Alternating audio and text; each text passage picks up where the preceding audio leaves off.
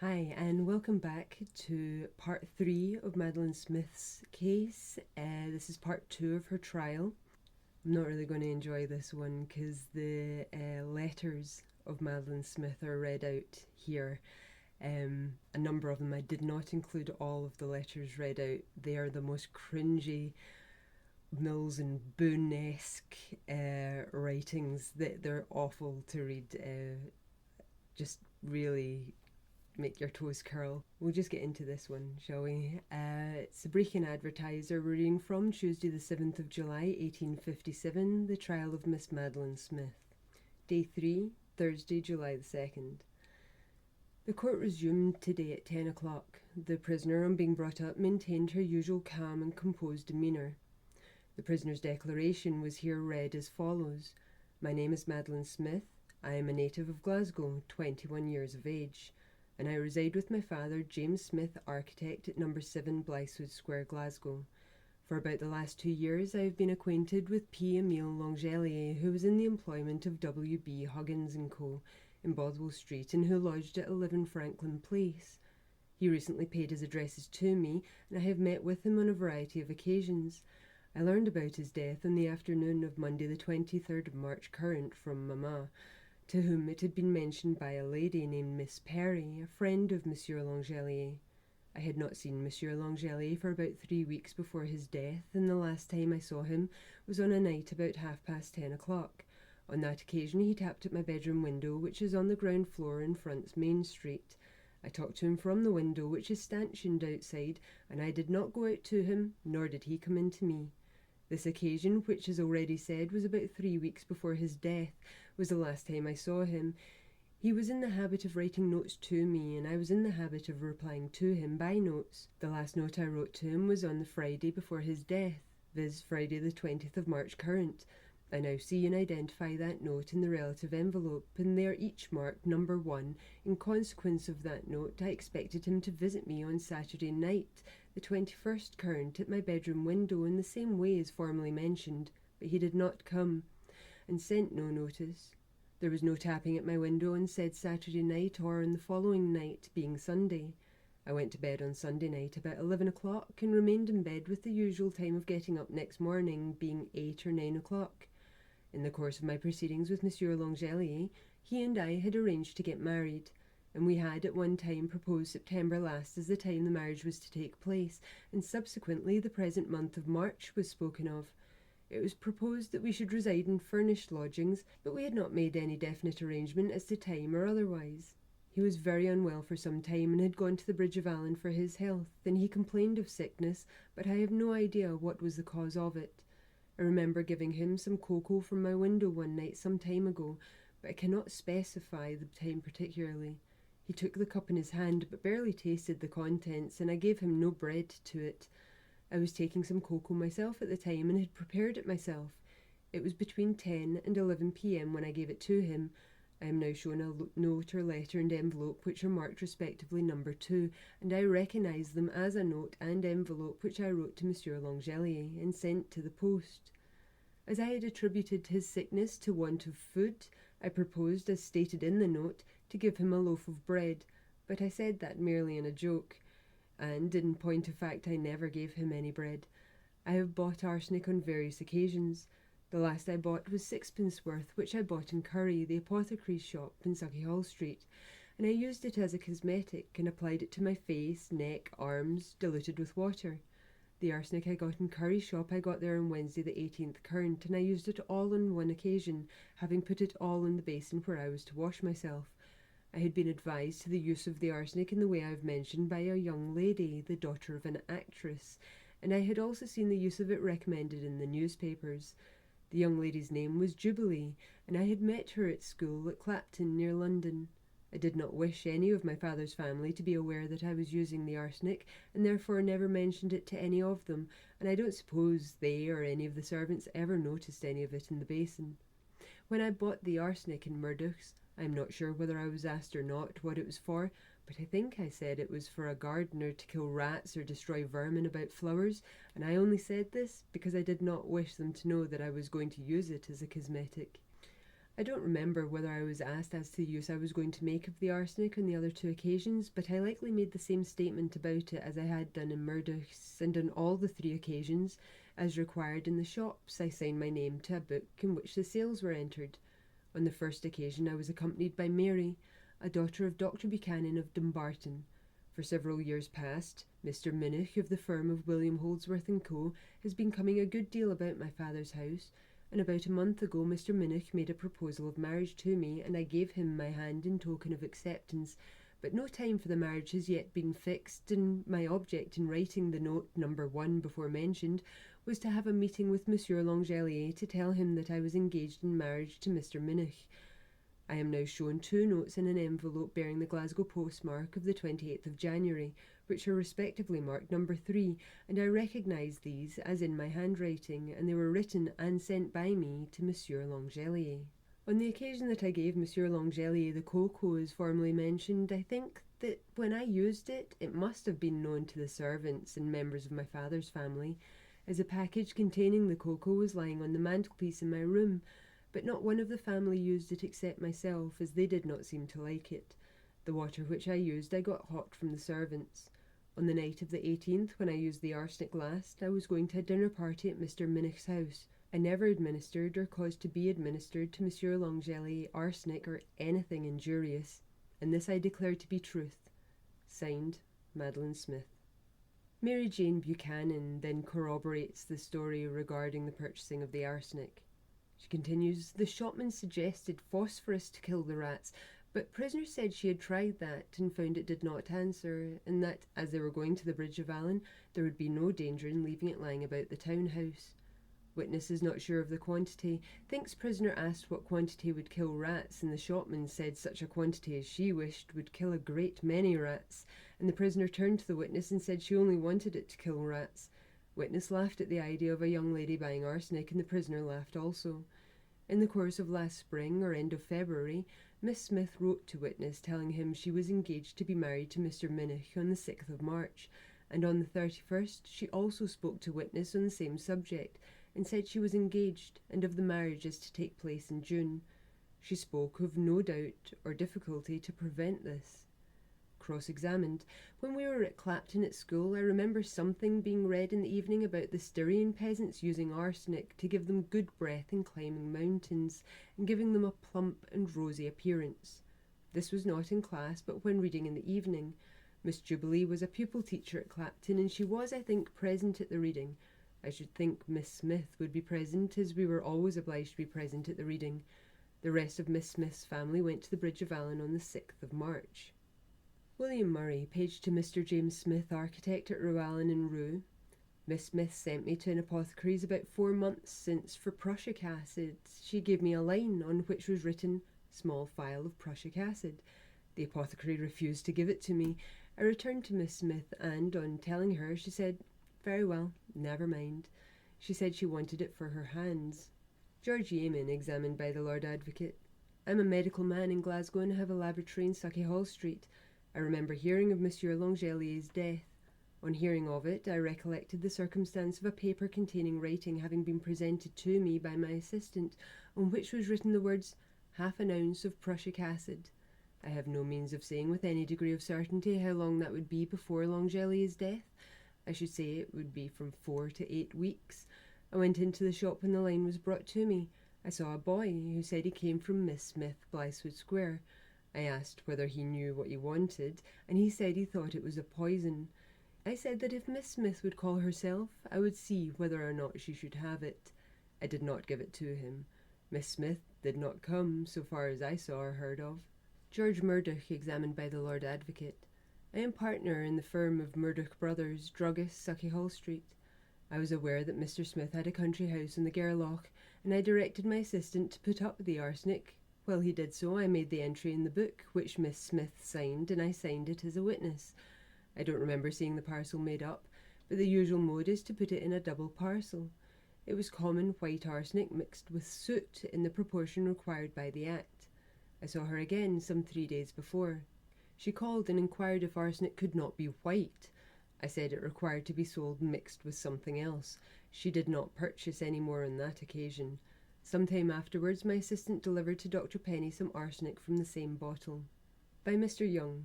My shop is about 3 or 4 minutes' walk from Blythewood Square. Miss Smith and her family were in the habit of dealing in my shop. Miss Smith got 1.5 ounces of arsenic for the 6p. I don't remember if she paid it. I've seen an entry in the Journal of Sales on that day to Mr. Smith. 2 dozen soda water, 6p worth arsenic. Send and charge, with a mark that the arsenic was sent. I understand the quantity of soot used in the arsenic was 1 ounce to the pound. That is more soot than the statute requires, but that was a proportion we used. George Halliburton, examined by the Lord Advocate. I am assistant to Mr. Curry, chemist, Sucky Hall Street.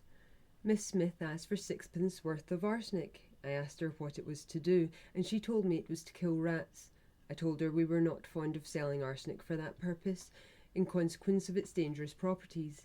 I recommended phosphorus paste, which I said would answer very well.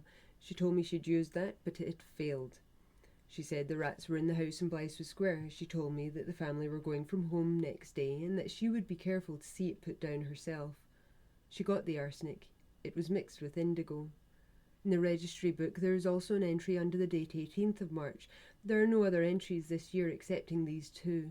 She asked for another 6p worth, that in consequence of the first being so effectual. She having found 8 or 9 large rats lying dead, she had come back to get the dose renewed. Mr. Curry was in at that time. He made some objections. He said that we never sold it except to parties we knew and to parties of respectability, and he was about to refuse it when I told him that she had got it on a former occasion, and then we gave it to her. It was from the same bottle. A young lady, who I suppose was her sister, was with her. I never heard of arsenic such as I gave Miss Smith being used as a cosmetic. A preparation of arsenic is used as a depilatory for taking hairs off the face. That is the yellow sulphuret of arsenic. She paid for the arsenic. By the Lord Justice Clerk. The yellow sulphuret is quite a different thing from the white arsenic. It is used as a depilatory because it so affects the skin as to bring out the roots of the hair. That is a very opposite action from that of a cosmetic. I think any preparation of arsenic as a cosmetic would be extremely dangerous. It is not a thing that we sell for that purpose. William Campsey. I am in the service of Mr. Smith. He has a country house at Rowallan at Rue. I have been in his service since 1855. I never got any arsenic or poison from Miss Smith to kill rats. I don't recollect of having any conversation with her on the subject. I never had any arsenic there for that purpose. By Mr. Young.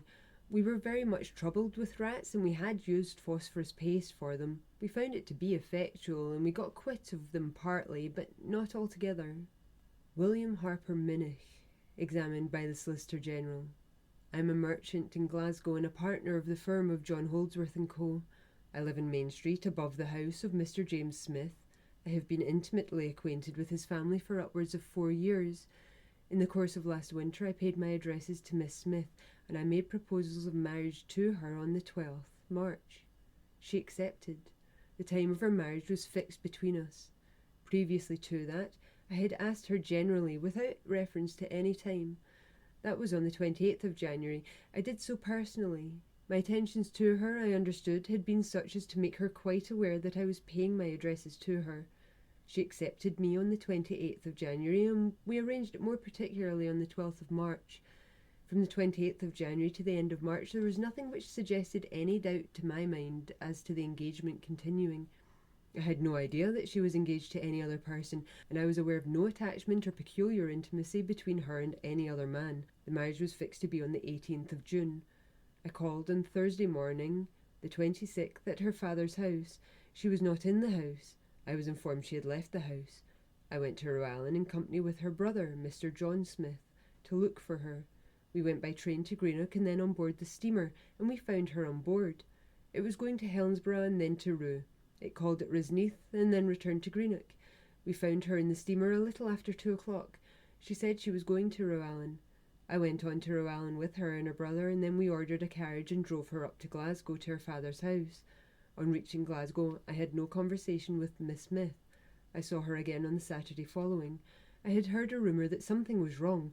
She told me on the Saturday that she had written a letter to Monsieur L'Angelier, the object of which was to get back some letters which she had written to him previously. She made no further statement at that time. I saw her again on the Sunday. There was no conversation on the subject then.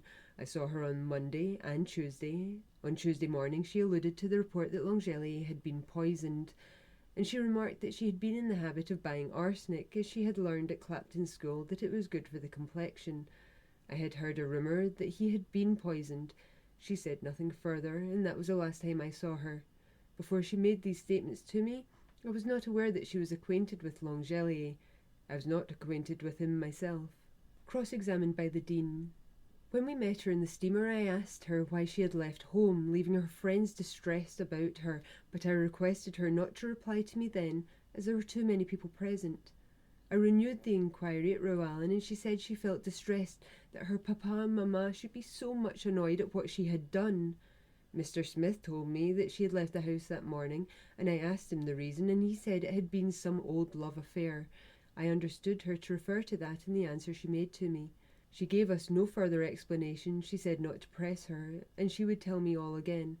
We were only about 3/4 of an hour at Rowallan. We took her back to her father's house and left her there. On the 31st of March, it was she who introduced the subject of L'Angelier's death, referring to the report of his having been poisoned. That was about 9:30 in the morning. Thomas Fleming Kennedy, examined by the Lord Advocate. I am cashier to Messrs. Huggins & Co. Glasgow. Mr. L'Angelier was not off duty from bad health till latterly. I think his health first became affected in February. I'm not sure if he was ill in January, but in February he was laid up for a week. He got better and came back again to the warehouse, but then he got worse, and on the 9th of March he got leave of absence. I think it was on the morning of the 23rd of February he came into my room and said, "I am ill, very ill, and have been ill the night before." I asked what was the matter with him, and I ordered him to go home. He said he had fallen down on his bedroom floor at night before going to bed and felt so ill that he could not call for assistance. I knew nothing further than that there was an intimacy till shortly before his death. He came to me one morning and asked what he should do about the correspondence. I advised him strongly to give back the letters, but he said he would not. He said he would never allow her to marry another man as long as he lived. I said it was very foolish. He said he knew it was, that it was infatuation. He said, "Tom, she will be the death of me." That was about the last conversation I had with him. By the Dean. In February, L'Angelier told me of Miss Smith's desire to break off her engagement with him. I can't say the exact day. He said that he had received a letter from Miss Smith that morning asking back her letters and wishing the correspondence to cease, and he said that a coolness had arisen. I said, "You ought to give up the letters and be done with it." I made the remark that the lady was not worthy of him. He said he would not give up the letters. He said so distinctly, determinedly. He said he was determined to keep them, but he threatened at the same time to show them to her father. I told him he was very foolish, and that he had much better give them up. He said, "No, I won't. She shall never marry another man as long as I live."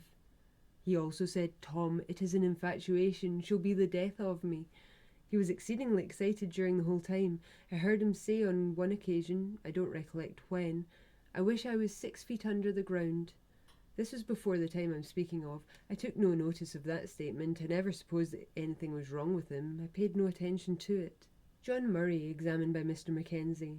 I am a sheriff officer in Glasgow. I went through the druggists and surgeons in Glasgow to inquire as to the sale of arsenic in December, January, February and March last. I found some of them kept no arsenic at all. Others kept it but did not sell it. From the registers of those who sold it, I copied the entries.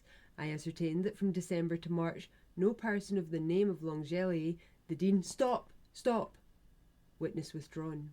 This may be useful and important investigation for the Crown to make, but it surely is not to be contended that a policeman is to speak to the registers of the sale of arsenic in all the shops of Glasgow. The Lord Advocate. We only wish to prove that L'Angelier's name is not in these registers as a purchaser of arsenic. The court decided that the question was competent. It was simply to prove that L'Angelier's name was not found in the registers, and it did not prove that he had not bought arsenic under another name or in some other place. Witness recalled. I found in none of the registers arsenic as having been sold to L'Angelier. I extended my inquiries to Coatbridge and along the road between Glasgow and Coatbridge, and also at Stirling and Bridge of Allen. I found no such entry anywhere. The court then adjourned till next morning.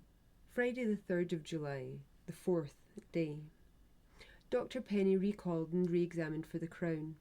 I have made experiments as to the effect of the colouring matter in the arsenic of Murdoch and Curry as to how far the colouring matter could be afterwards detected. I administered Murdoch's to a dog, and I found no difficulty in detecting the soot in the stomach of the dog. I administered arsenic coloured by myself with indigo to another dog, and I had no difficulty in detecting the indigo in that case. I administered to another dog a portion of the arsenic sold by Mr. Curry, and I detected black particles in the stomach, but could not undertake to identify the arsenic found with the arsenic given. I found carbonaceous particles, but could not undertake to say that they are of themselves sufficient to identify any particular description of arsenic. I could detect no arsenic in the brain, but I found it in the stomach as well as in the texture of the stomach. Cross-examined. I made myself acquainted with the colouring matter in Curry's arsenic before administering it to the dog. The particles found in the dog's stomach bore a close resemblance to the colouring matter both in their physical appearance and their chemical properties. Their appearance and properties were indeed identical. James Galloway.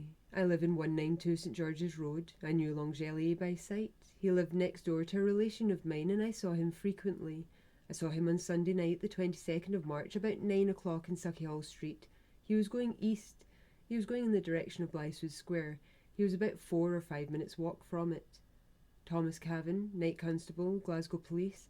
My beat in March last included the north and east sides of Blythswood Square, including Mr. Smith's house at number 7. Shown photograph of L'Angelier. I have seen that person more than once. I saw him at least 2 months previous to his death. I saw him in Main Street as well as I can recollect. It would be 10 or 11 o'clock. He once accosted me and said, "It's a cold night, policeman. Do you smoke?" I said yes, and he gave me 2 cigars. When I saw him, he was about the breadth of this court from Mr. Smith's house. Jane Scott Perry, now Mrs. Towers. I am sister to Miss Perry, who lives in Glasgow. I live in Chester, but in March last my husband and I lived at Portobello. I remember L'Angelier coming to visit us there. He dined with us. He talked of his health almost the whole time.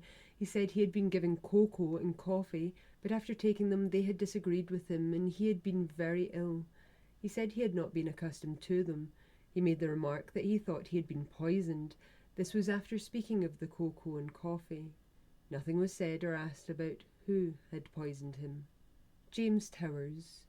I was at one time a merchant in Glasgow, but resided in Portobello in March last. I had met L'Angelier at my sister-in-law's in Glasgow.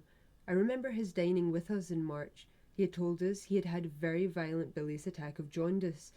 He said he had had 2 attacks after taking cocoa or coffee, and that he had had other 2 attacks, in one of which he had fallen down and was unable to creep to his bed or call to his landlady. He said he thought himself poisoned after taking the cocoa and coffee. I remarked, who would poison him, or what object could there be for that, but I do not recollect if he made any answer. Mary Arthur Perry.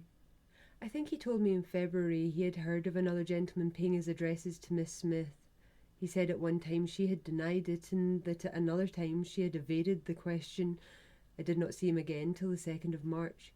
He was then looking extremely ill. We had some conversation about his illness. He said, "I never expected to have seen you. I have been so ill." He did not tell me he had seen Miss Smith on the 19th of February. He told me he had had a cup of chocolate which had made him ill. It was on the 9th of March he told me this, when he took tea with me. On the 2nd, he said he could not attribute it to any cause, but on the 9th he said, "I can't think why I was so unwell after getting that coffee and chocolate from her." I understood him to refer to 2 occasions. He was talking of Miss Smith when he said her. He did not say if the illness he had on getting the chocolate was the same illness of which he had spoken on the 2nd of March, but I did not know of his having any other illnesses on the 9th of March. He was talking of his extreme attachment. It is a perfect infatuation I have for her. If she were to poison me, I would forgive her. I said, "You ought not to allow such thoughts to pass through your mind. What motive could she have to do you any harm?" He said, "I don't know, that perhaps she might not be sorry to get rid of me." All this was said in earnest. I interpreted the expression to mean to get rid of her engagement. There seemed to be some suspicion on his mind as to what Miss Smith had given him, but it was not a serious suspicion. I never saw him again alive. He said to me he had once offered to Miss Smith to discontinue the engagement, but she objected to it then. She wished afterwards that their photographs should be returned to each other. He had offered to return her letters to her father. I received a message on the 23rd of March about 10 that Monsieur L'Angelier was very ill. I went about midday and found him dead. I called on Mrs. Smith and intimated the death to her. I saw the prisoner, but did not intimate it to her. She recognised me and shook hands, asking me to walk into the drawing room. I asked to see Mrs. Smith privately and said that Miss Smith would become acquainted with the object of my message. I never had seen Mrs. Smith before. I knew Mr. Philpot had a warm friendship for Monsieur L'Angelier and thought him a strictly moral, indeed a religious man. He was very regular in his attendance at church. I was very much agitated and startled to find him dead. By the Dean, on the 2nd of March, he said, on his first illness, he fell on the floor and was unable to call assistance. At last he crept on his hands and knees and knocked on the wall, and the landlady came. He said he never had anything like it before. His second illness he called jaundice or a bilious attack. It was some time prior to March that he told me of the proposals to discontinue the engagement. He imagined she seemed to be getting cool, and if she wished to break it off, he would accede to her wishes. At that time she did not wish to discontinue it. He spoke of this having happened some time before. It was after that she proposed a return of her letters, and when he offered to return the letters through her father, I understood this to be a consent on his part to give up the engagement. Miss Smith would not accede to the proposal to give the letters to their father, and the engagement remained unbroken, as I understood, at Miss Smith's desire. The court adjourned at 6 o'clock till Saturday. Next we have from the North Briton for Monday the 6th of July 1857, the 5th day's proceeding, the Saturday. At precisely 3 minutes after 10, the prisoner appeared at the bar, in charge as on previous occasions. Dr. R. Christison recalled and examined by the Lord Advocate. In regard to the use of arsenic, an ounce of it put into a basin of water would be very unsafe. Would expect inflammation of the eyes, and if it once got into the nostrils and mouth, being insoluble, it would be very difficult to get it out. Never knew it so used. Have heard of a preparation of arsenic used by the Turks for removing hair, not for the complexion. By the Lord Justice Clerk. There has been a great discussion about arsenic having no taste. Have made experiments, and the taste has been very slight indeed. Sweetish. Orfila, the celebrated chemist, held rather a contrary opinion, viz. That there was a considerable taste. I and 2 other scientific gentlemen have tried it repeatedly with great care, and we all agree. Orfila of Paris still maintains, alluding to my observations, that it had a taste, but I think I should add, my lord, that neither Professor Orfila nor others who have doubted my observations have not stated that they themselves personally made experiments. In coffee or cocoa there would not, in my opinion, be any taste of arsenic at all. I might place that in a clear point of view by a few additional marks in explanation of what I have said, viz. That several persons were taking arsenic in Orkney without knowing what they were taking. Some observed no taste, others a sweetish taste, and others an acrid taste. But in regard to the acrimony, there are 2 fallacies, and in regard to the latter, the acrimony of taste, they confound it with the roughness of the taste, and secondly, with the burning effects of the poison afterwards felt. Letter addressed to Miss Perry by Miss Smith. Dearest Miss Perry, many, many kind thanks for all your kindness to me. Emile will tell you I have bid him adieu.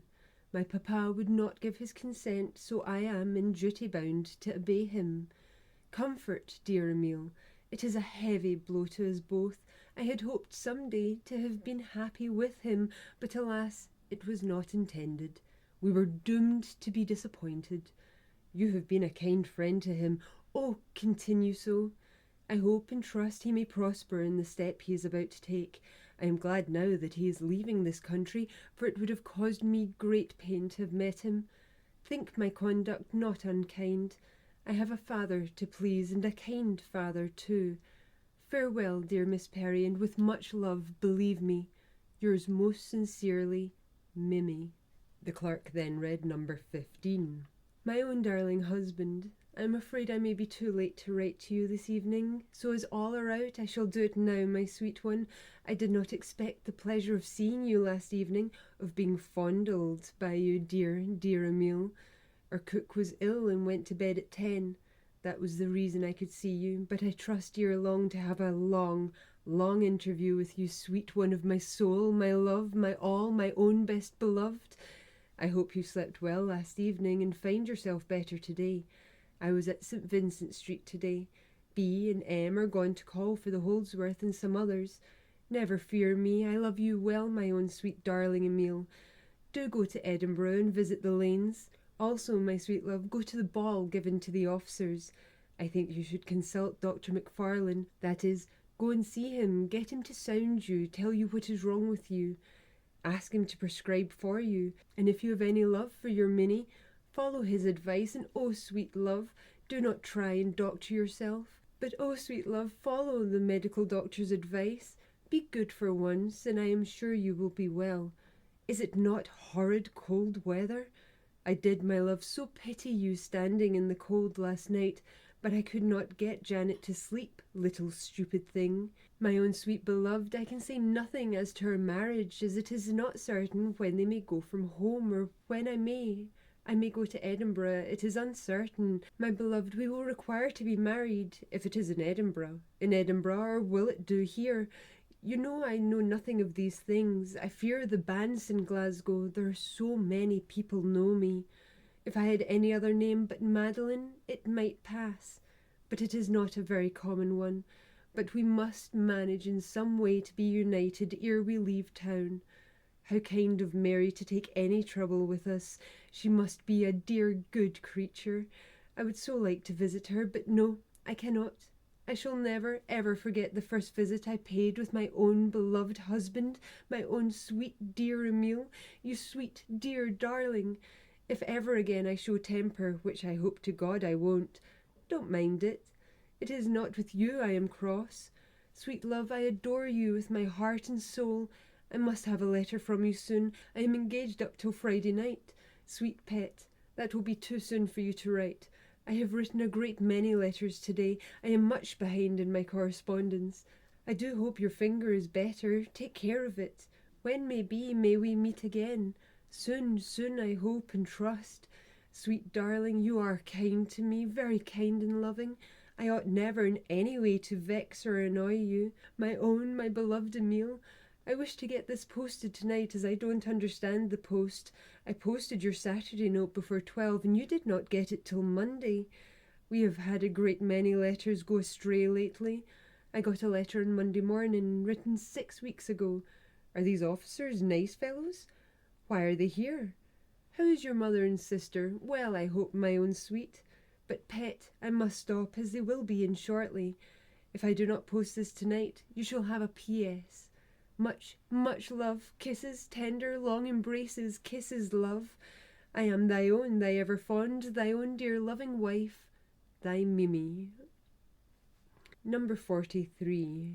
Envelope addressed Mr. L'Angelier, Bothwell Street, Glasgow. Beloved and darling husband, dear Emile. Emile, you ought in those sad moments of yours to consider you have a wife. I am as much your wife as if we had been married a year. You cannot, will not leave me your wife.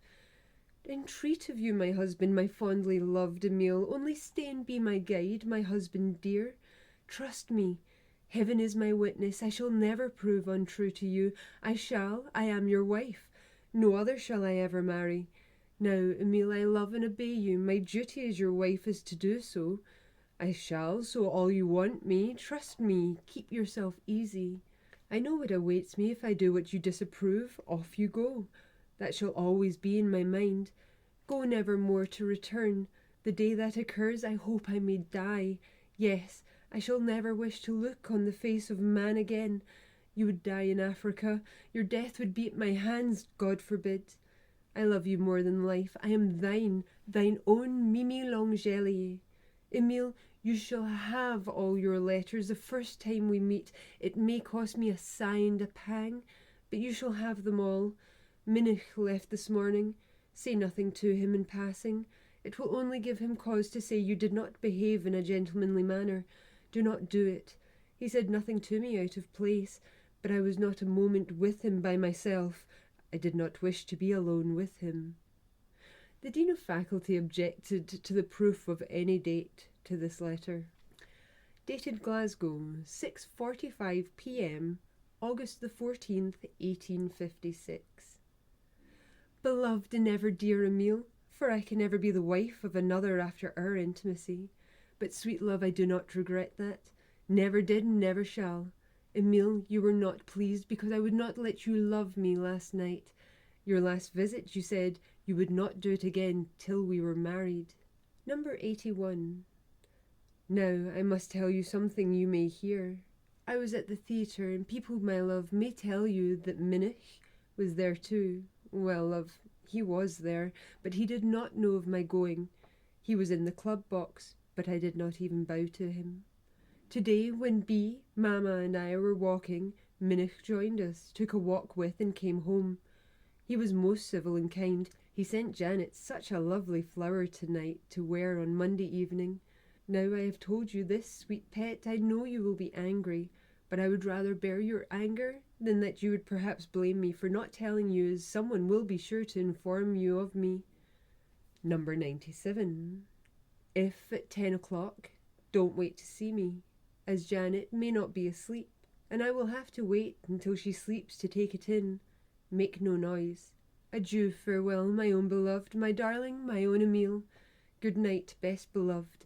Adieu, I am your ever true and devoted Emile L'Angelier. I don't see the least chance for us, my dear love. Em is not well enough to go from home, and my dear little sweet pet, I don't see what we could manage in Edinburgh, because I could not leave a friend's house without their knowing it. So, sweet pet, it must at present be put off till a better time. Number 101. I felt truly astonished to have my last letter returned to me, but it will be the last you shall have an opportunity of returning to me. When you are not pleased with the letters I send you, then our correspondence shall be at an end, and, as there is coolness on both sides, our engagement had better be broken. This may astonish you, but you have more than once returned me my letters, and my mind was made up that I should not stand the same thing again. And you also annoyed me much on Saturday by your conduct in coming so near me.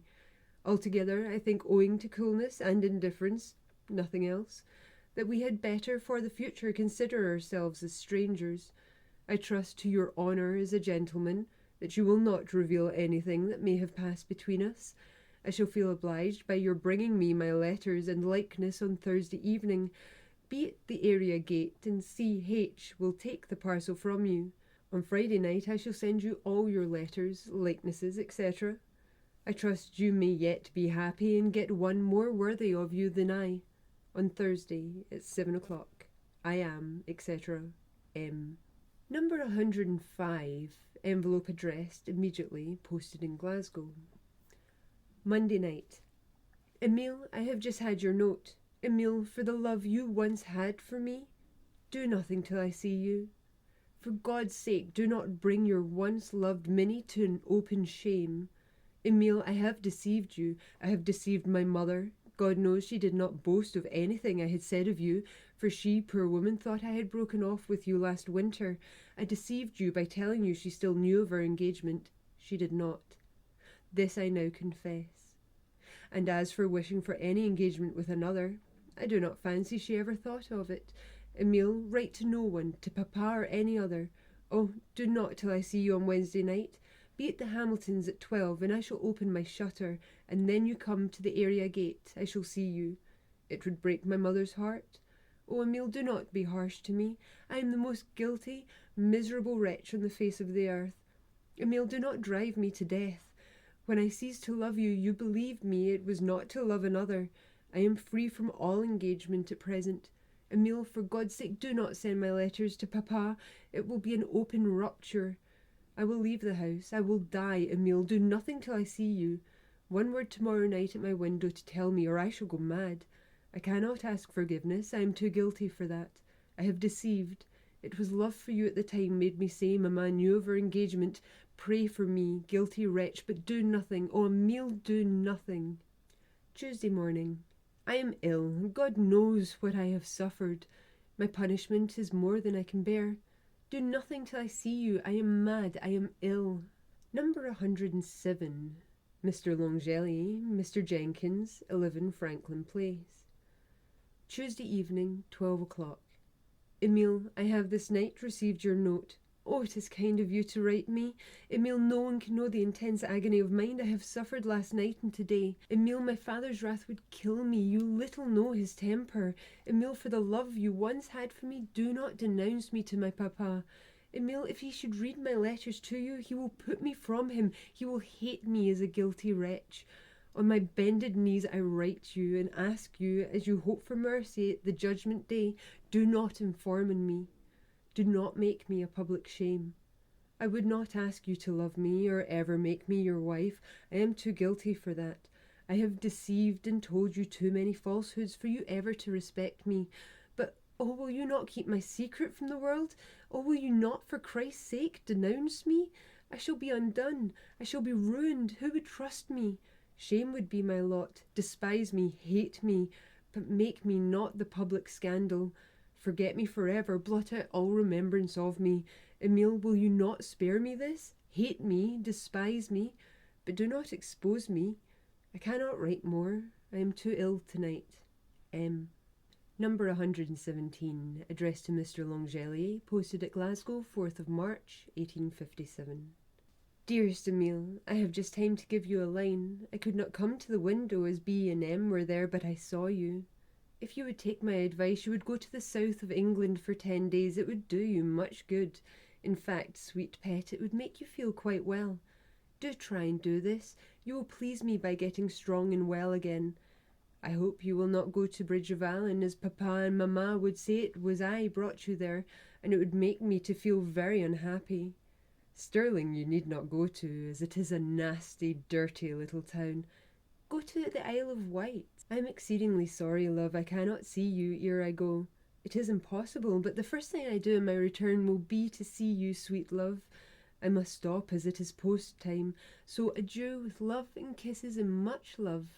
I am with love and affection ever yours, Minnie. Number 119. My dear sweet pet Mimi, I feel indeed very vexed that the answer I received yesterday to mine of Tuesday to you should prevent me from sending you the kind letter I had ready for you. You must not blame me, dear, for this, but really your cold, indifferent and reserved notes, so short, without a particle of love in them, especially after pledging your word you were to write me kindly for those letters you asked me to destroy, and the manner you evaded answering the questions I put to you in my last, with the reports I hear, fully convince me, Mimi, that there is a foundation in your marriage with another. Besides, the way you put off our union till September without a just reason is very suspicious. I do not think, Mimi dear, that Mrs. Anderson would say your mother told her things she had not, and really, I could never believe Mr. Holdsworth would be guilty of telling falsehood for mere talking. No, Mimi, there must be a foundation for all of this. You often go to Mr. Minich's house, and common sense would lead anyone to believe that if you were not on footing reports say you are, you would avoid going near any of his friends. I know he goes with you, or at least meets you in Stirlingshire. Mimi, dear, place yourself in my position and tell me I am wrong in believing what I hear. I was happy the last time we met. Yes, very happy. I was forgetting all the past. But now it is again beginning. Mimi, I insist in having an explicit answer to the questions you evaded in my last. If you evade answering them this time, I must try some other means of coming to the truth. If not answered in a satisfactory manner, you must not expect I shall again write you personally or meet you when you return home. I do not wish you to answer them at random. I shall wait a day or so if you require it. I know you cannot write me from Stirlingshire, as the time you have to write me a letter is occupied in doing so to others. There was a time you would have found plenty of time. Answer me this, Mimi. Who gave you the trinket you showed me? Is it true it was Mr. Minich? And is it true that you are directly or indirectly engaged to Mr. Minich, or to anyone else but me? These questions I must know.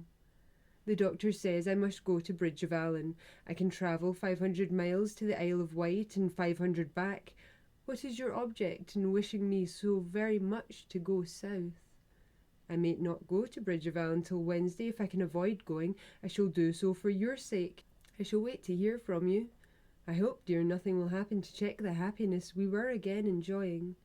May God bless you, my pet, and with many fond and tender embraces, believe me, with your kind love, your ever after husband, Emile L'Angelier. The Dean of Faculty objected to this production, and the letter was not read. Number 121, no postmark date. My dear sweet pet, I am so sorry you should be so vexed. Believe nothing, sweet one, till I tell you myself. It is a report I am sorry about, but it has been 6 months spoken of. There is one of the same kind about B. Believe nothing till I tell you, sweet one of my heart. I love you and you only. Mrs. A only supposed Minnoch never told her, but we have found out that Mrs. A is very good at making up stories. Mrs. A asked me if it was Minnoch gave me the trinket you saw, and I told her no. My sweet love, I love you and only wish you were better. We shall speak of our union when we meet. Adieu, dearest love of my soul, with fond and tender embraces, ever believe me with loving kisses, to be your own fond, dear and loving Minnie. If you do not go to Bridgeville until we come home, come up Main Street tomorrow morning, and if you go, come your own way. The Lord Advocate held that the date of that letter was proved by its contents to be the 6th of March. They went to Rouen on the 5th and returned on the 17th of March. After some further explanations as to the future procedure of parties, the court was adjourned at 4:45 until Monday morning at 10 o'clock. End of the 5th day's proceedings. From the Caledonian Mercury for Tuesday the 7th of July, 1857, we have the High Court of Justiciary, trial of Miss Smith, 6th day. The Lord Advocate said there was a passage in the letter number 79 which he considered material to the case and which he wished read. The following passage was then read by the clerk. B and M are from home. Will you not come to your wife Mimi? I think you may come shortly to the house. I shall let you in. No one will hear you. You can make it late, 12 if you please. I will long for you, sweet dear Emile. Emile, I will see your sweet smile and hear your sweet voice. You will come to your Mimi and clasp her to your bosom, kiss her and call her your wife. I will not wish you a Merry Christmas, but if we are saved till next together, we shall then be happy. The Lord Advocate intimated that the case for the Crown was closed. The defence. The exculpatory evidence was then proceeded with. Robert Baker examined for the defence by Mr. Young. I am a grocer in St. Helens in Jersey. I lived in Edinburgh at one time. I acted as waiter in the Rainbow Tavern. I was acquainted with Emile L'Angelier. That was in 1851.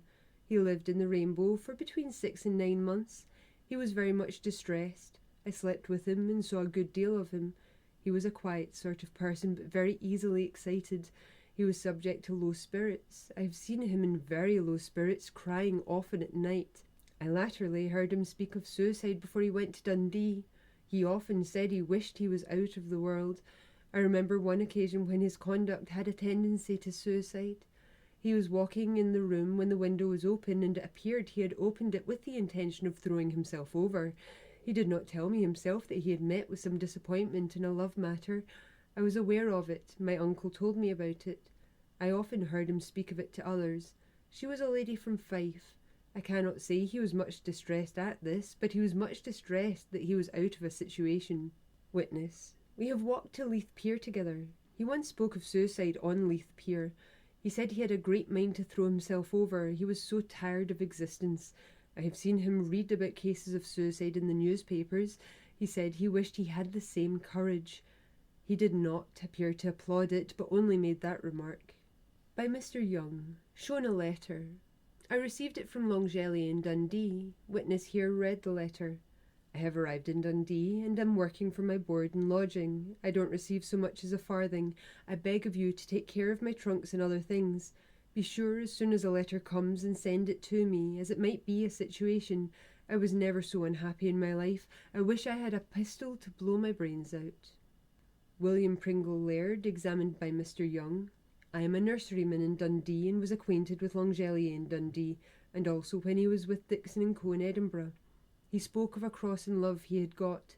He assisted me in the seed shop and sometimes in the nursery too. He said that it was reported that girl was to be married to another, but said that that was impossible, as he did not think she could take another. I understood that was because she was pledged to him. She was, I believe, in the middle station of life. I saw her marriage in the newspapers. He had seen it also. I told him I was sorry to see him so melancholy, and was sad to hear he had taken a knife to stab himself. He answered that he wished himself out of this world. He was in a very melancholy state after this. He was gloomy and moody and never spoke to anyone. Andrew Watson Smith, examined by Mr. Young. I was acquainted with L'Angelier when he was with Mr. Laird in 1852. He told me of a disappointment in love.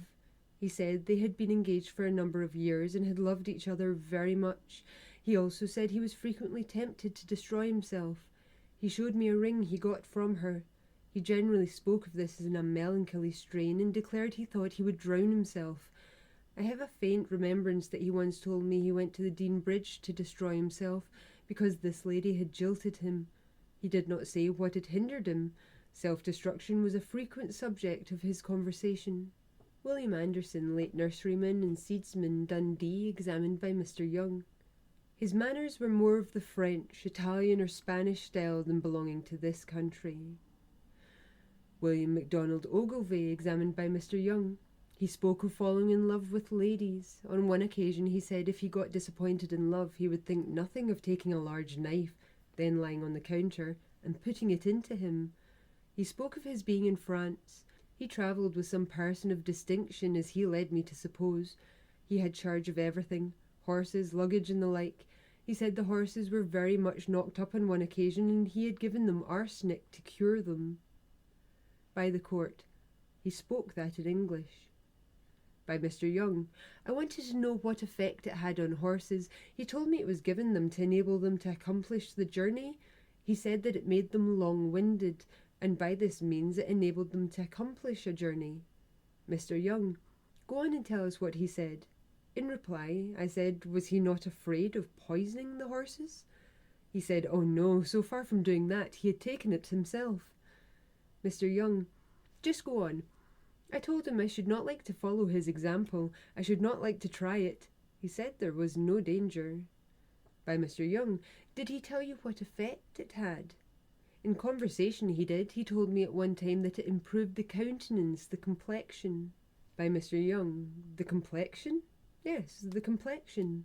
By Mr. Young. Did he tell you that he took it for his own complexion? He did not say that, but I inferred it from the way in which he spoke.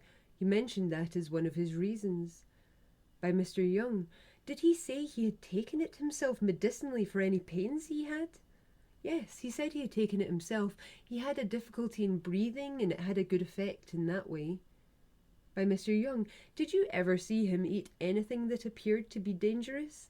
Yes, in more than one occasion I have seen him eating poppy seeds. I have seen him eat them in large quantities, in handfuls, in fact. Mr. Young. Did you express any surprise at that? Yes, I remarked on one occasion upon the danger of such a practice. He took down a handful. I said it was very dangerous. He said so far from that he had eaten them in large quantities. They were much better than nuts. The Lord Justice Clerk. He spoke like a foreigner. I can't say he did, but he looked like one. He spoke remarkably good English. I think I only heard him speak French on one occasion.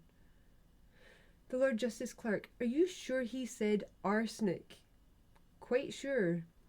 The Lord Justice Clerk. It was not the French word for the beer they give to horses. He spoke English.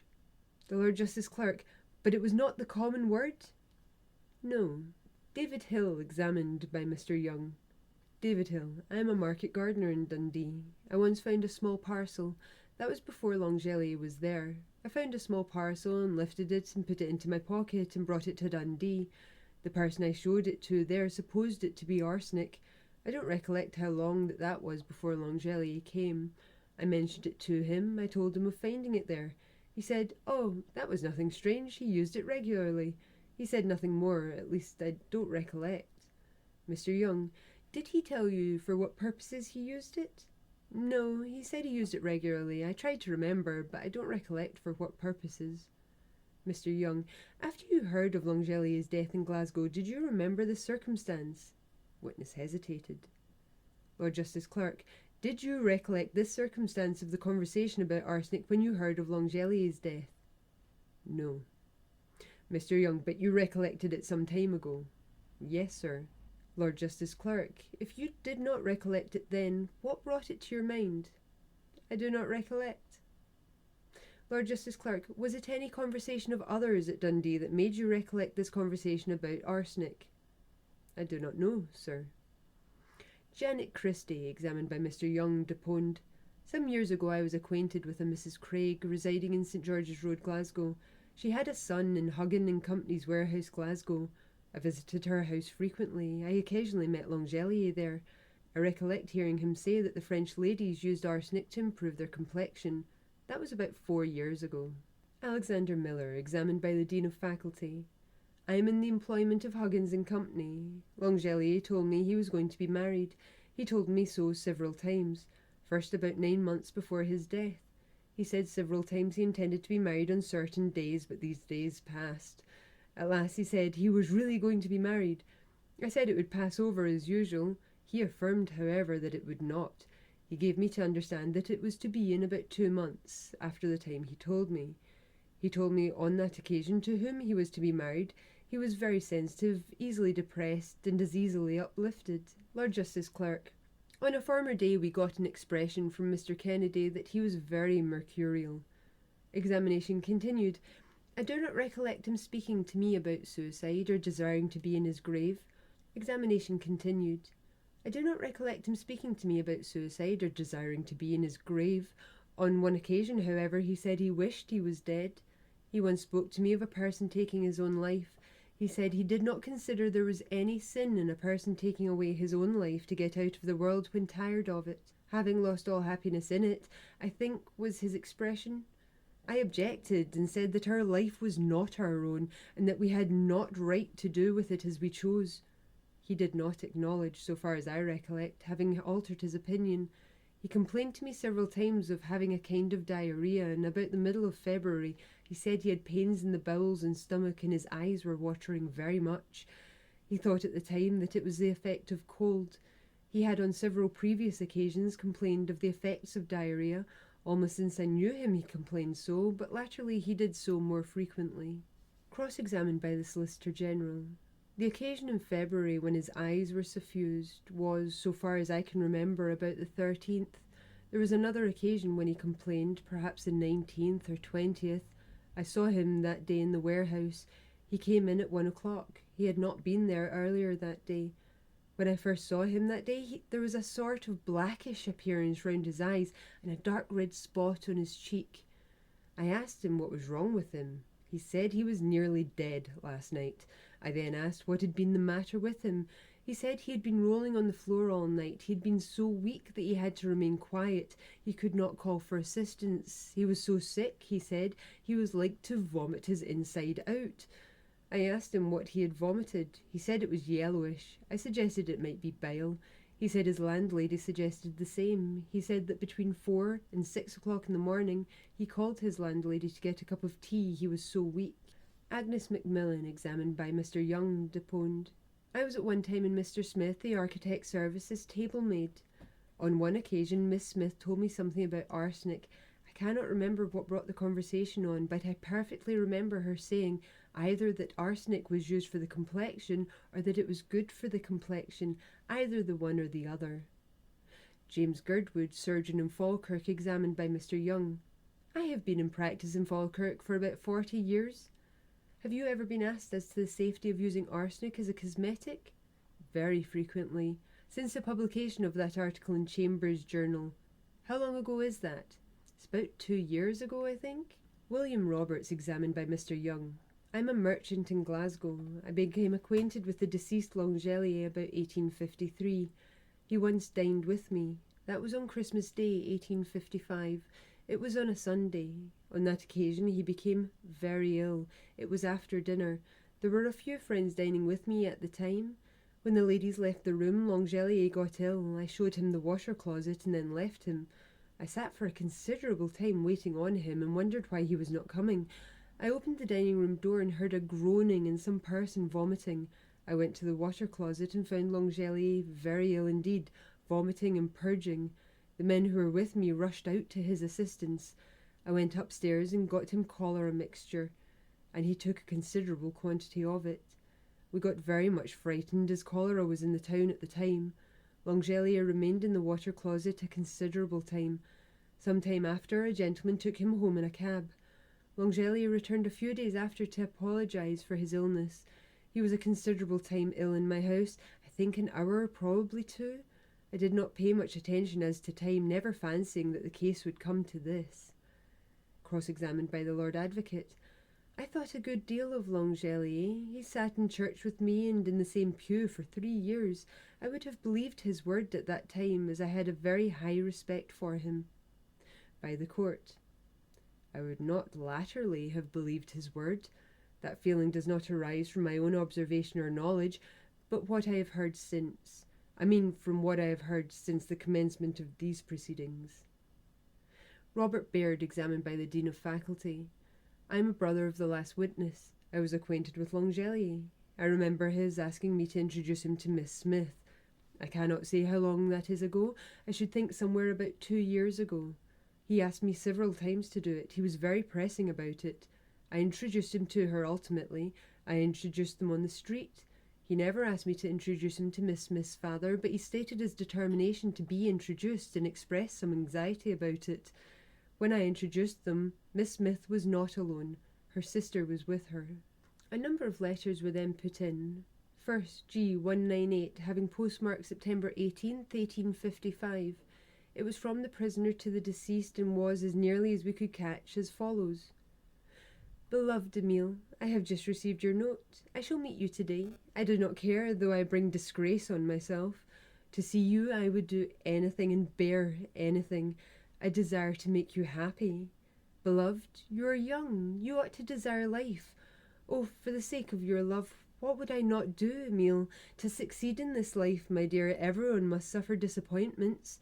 I have met with disappointments, and I will meet with them again. Your beloved, Mimi. Letter marked 257 was then read. It was dated October 19th, 1855. Beloved Emile, your kind letter I received this morning. Emile, I adore you. It is for yourself alone that I live. I love you. I can give you no other reason than this for desiring you, but I can have no other.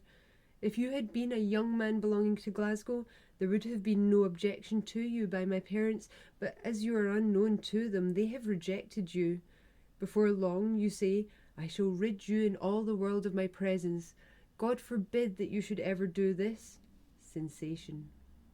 My last letter was not filled with rash promises. No, Emile, the promise in my last letter must be kept. God forbid that it should be prevented. Mimi. Dr. Robert Patterson, examined by the Dean. I am a physician in Leith and have been in practice there for years. I have seen several cases of suicidal poisoning. These cases were of persons in different situations in life, principally young females, in mills. In 7 cases, the poisonings were by arsenic. In many, the arsenic was got about the works. In others, it was purchased. I was called to prescribe for them professionally. They all died, with one exception. I used all the remedies I could think of. In 6 cases, the patients submitted to the medical treatment and made no attempt to prevent it. Not one of the 6 disclosed before death that they had taken poison. I inquired directly at several of them whether or not they had taken arsenic or poison. They all denied it, and submitted to medical treatment just like any other patients. In the case of the 7th, that was a recovery. She admitted to me that she had taken poison, but it was after she had almost recovered. She was then aware she was recovering. The 7 cases of which I speak occurred within 18 years. By the Court. There are less facilities in obtaining arsenic now. There is less of it made now. Janet Smith, examined by the Dean of Faculty. I am sister to Madeleine Smith, and I am 13 years old. I was sleeping in my father's house last winter in spring in Blythewood Square. I slept in the same bed with Madeleine. I generally went to bed before her, but we both went at the same time on Sunday. On the 22nd of March, we both went to bed at the same time. We went about 10:30 or after. We take about half an hour to undress, commonly. We were in no particular hurry that night in undressing. She was in bed with me before I fell asleep. She was in her nightclothes as usual. I don't mind who fell asleep first. It would not be long before I fell asleep. I recollect Papa making a present of a necklace to my sister. It is about a year ago. I have known her to take cocoa. Dr. James A. Laurie, physician in Glasgow, examined by the Dean of Faculty. I have been in practice for a good many years. I have not made arsenic my particular study, but I have lately tried it on my skin. I've taken a quarter or half ounce of the arsenic sold by Curry and washed my hands with it freely. I have put half an ounce in water and washed my face. I tried the latter experiment on Saturday, but washed my hands before that. The effect was the same as using a ball of soap with sand. It softened the skin. I have treated one case of poisoning by arsenic. Some years ago, during the prevalence of cholera, I was asked to see a gentleman about 7 or 8 o'clock in the evening, and the account was that he had been ill since 3 or 4 o'clock in the afternoon.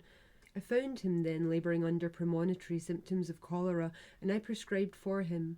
I returned about 10 o'clock and discovered the symptoms very much aggravated, and the vomiting and purging still continued.